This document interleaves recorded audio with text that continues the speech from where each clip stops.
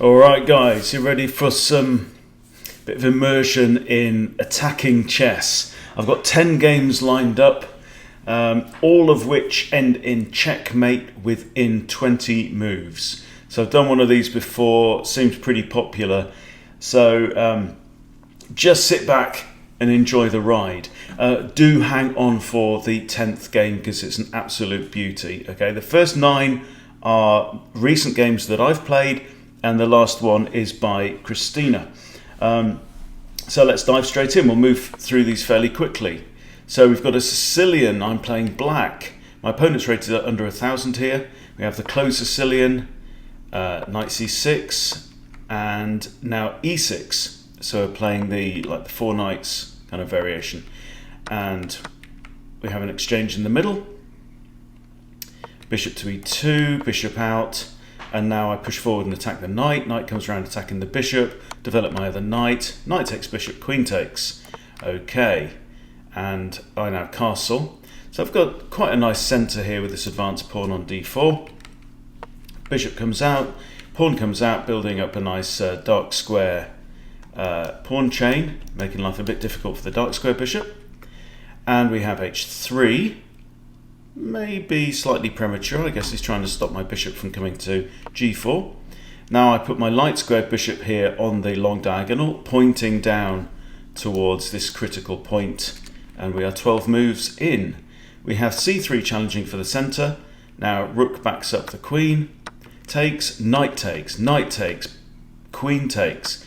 Now what's important about this is that this knight is critical for the defense of the king.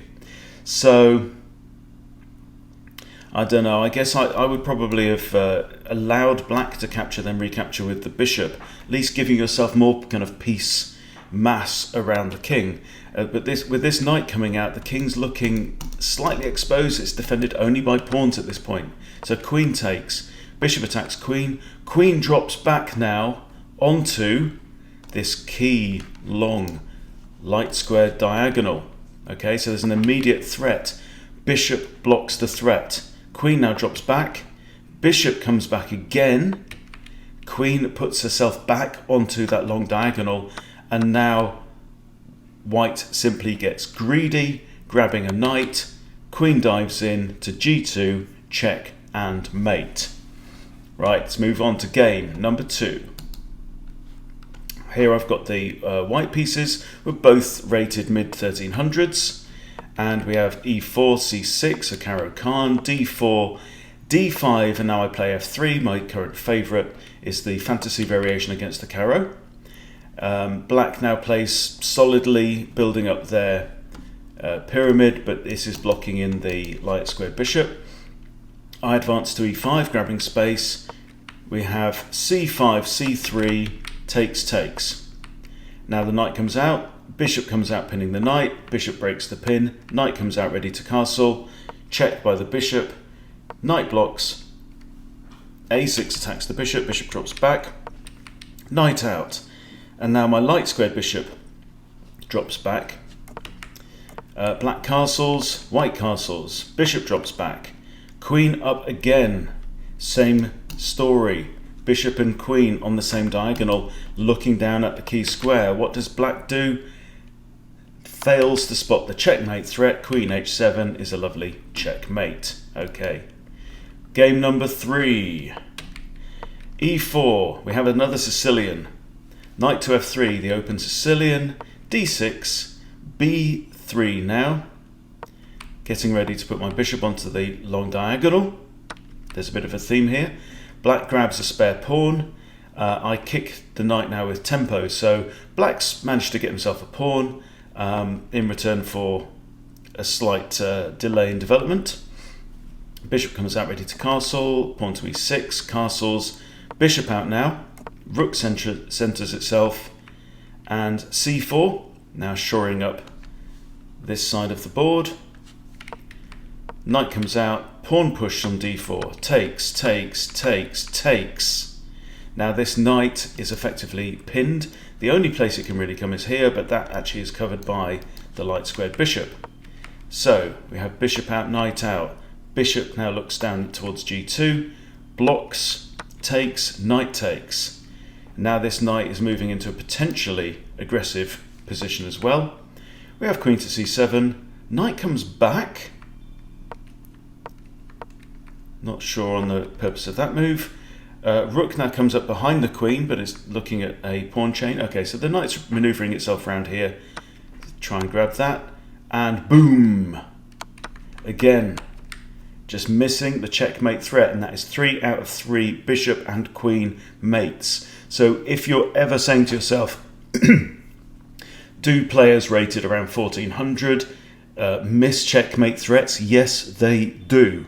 So the key thing is to be lining up threats, because you never know, they may just come off. Okay, game number 4.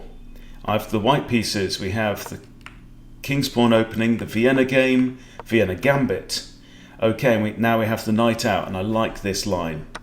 We have pawn takes, knight takes, now d4.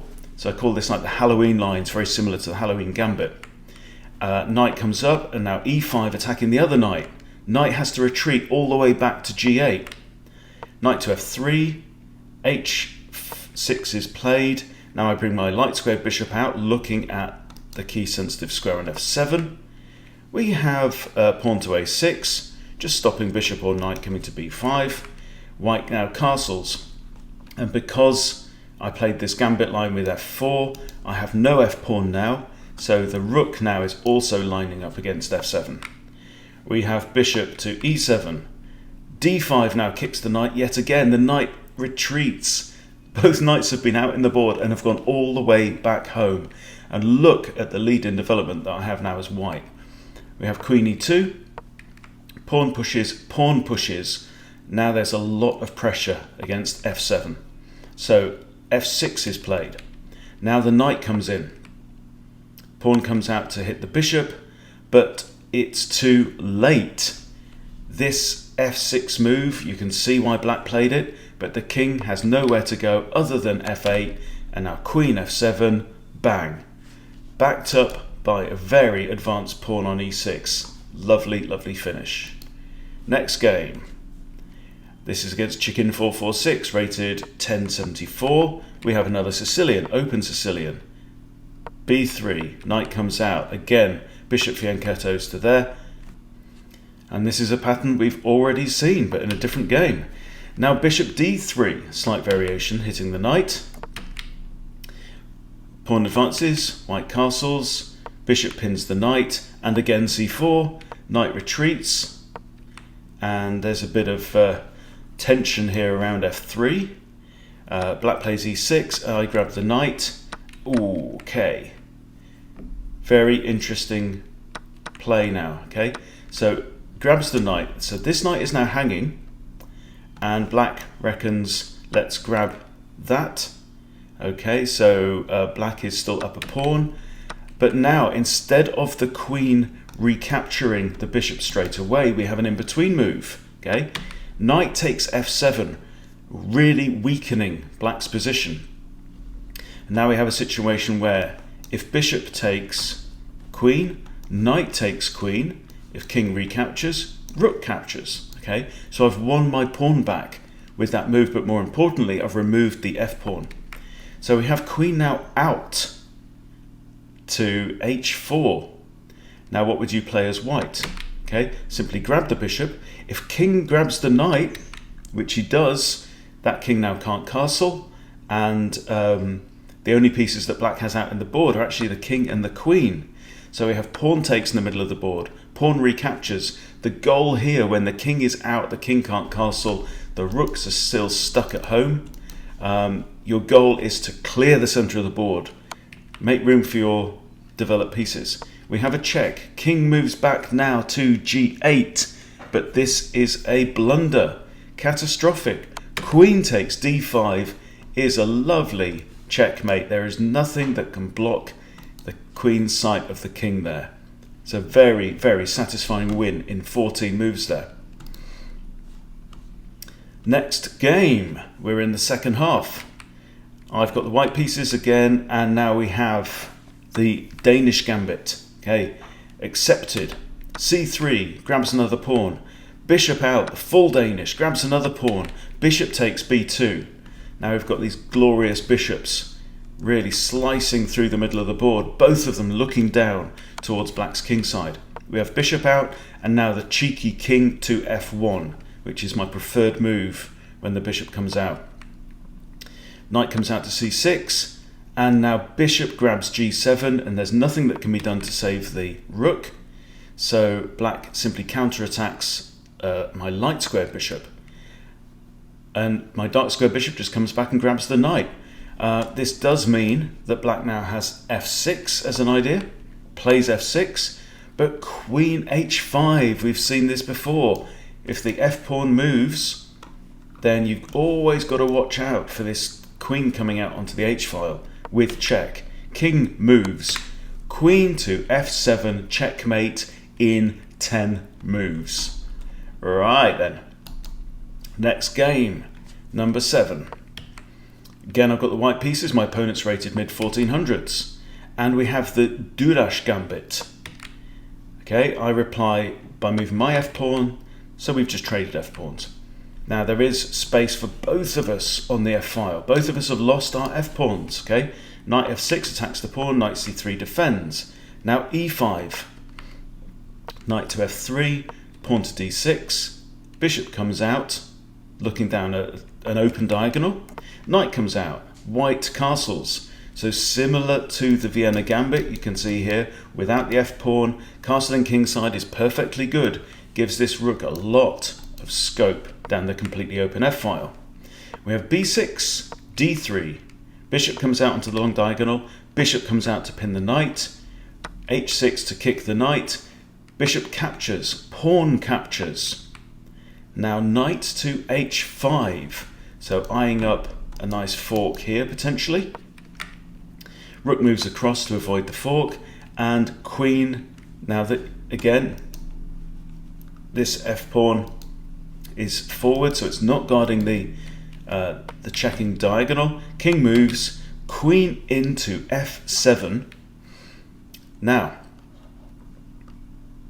what options does black have here? I think there are only 2 moves. King back here is playable, but drops the rook. Okay, so black now plays the bishop to e7 to save the rook. This is a discovered defense by the queen, but bishop to e6 is a lovely and very satisfying checkmate. The king can't retreat to here because the bishop's covering that, and can't go to here because the queen is covering that. Very, very satisfying win. All right, last 3. Let's move on to game number 8. My opponent's rated over 1400. We have e4, e5, and again another Danish. Okay, knight to c6. This is not the ideal. Yes, it's defending the pawn, but the knight is vulnerable to the pawn push. Now knight to d4. You should never play this move. When you've got these pawns in this position and your knight's just been kicked from there, don't move it into the center square, because c3, and now the knight has no safe squares. The bishop's covering that, pawn, queen, everything is covered. The knight is going to fall. So the knight moves away, bishop captures. We have an exchange in the middle of the board. Okay, now 2 bishops out, I'm a piece up now. Looking down at f7, black must defend, pushes g6. But now, this is like the wayward queen attack, right? Queen takes e5, forking king, which is in check, and bishop, and rook. Bishop blocks, queen grabs rook, king moves across, bishop to h6 check. The knight here cannot capture because the knight is pinned by the queen.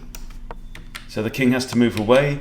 Now queen captures on g8. There's only one legal move, and then the queen takes. Another beautiful little checkmate.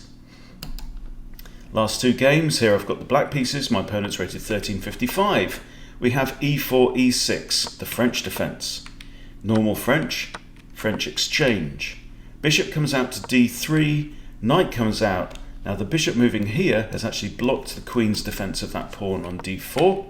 So the knight comes out to defend, and we pin the knight. So now this pawn again is technically hanging. So the bishop comes out to defend.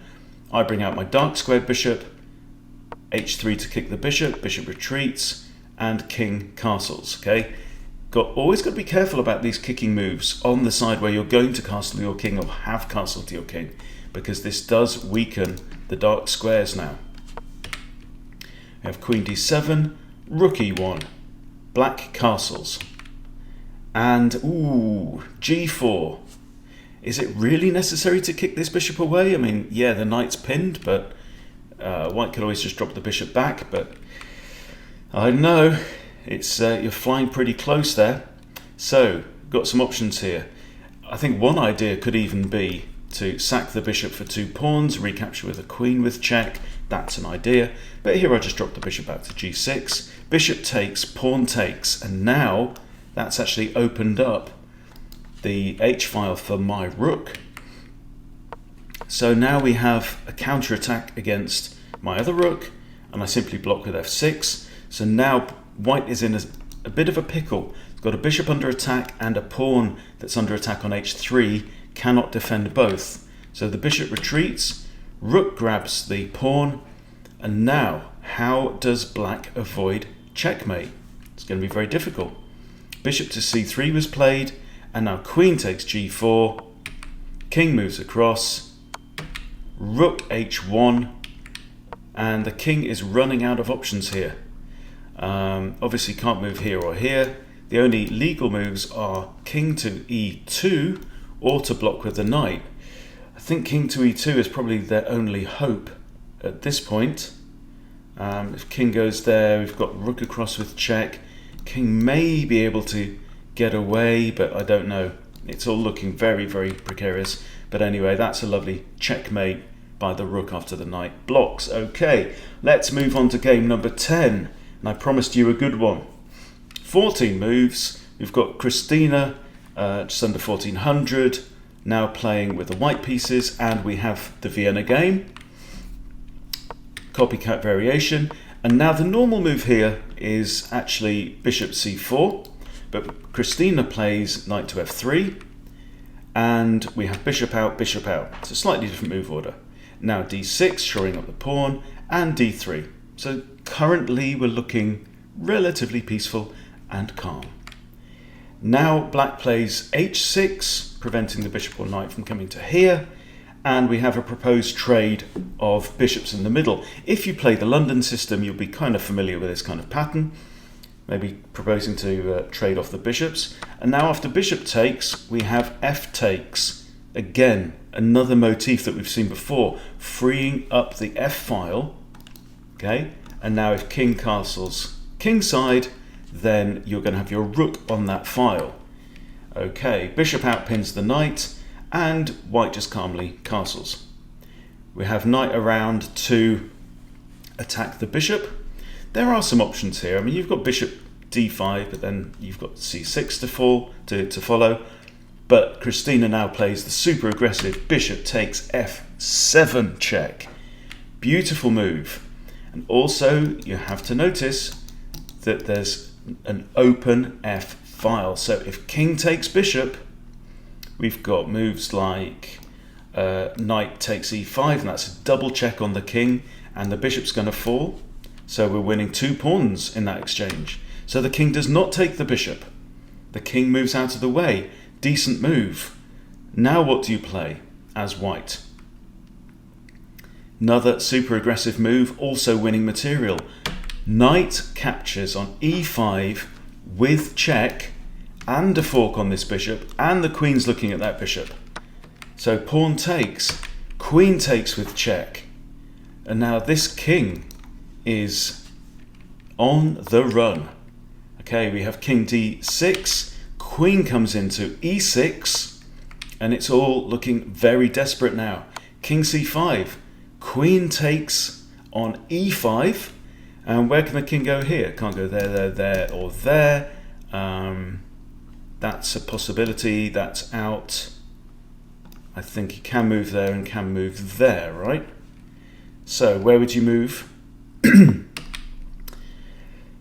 Black plays king b5, but boom, queen to b5, checkmate again in 14 moves. So what do we learn from this? It's okay to attack. Attacking makes a lot of sense.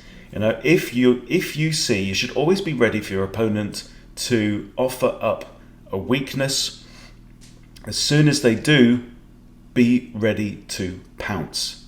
You want to be like a tiger out in the Indian jungle, right, or in Burma.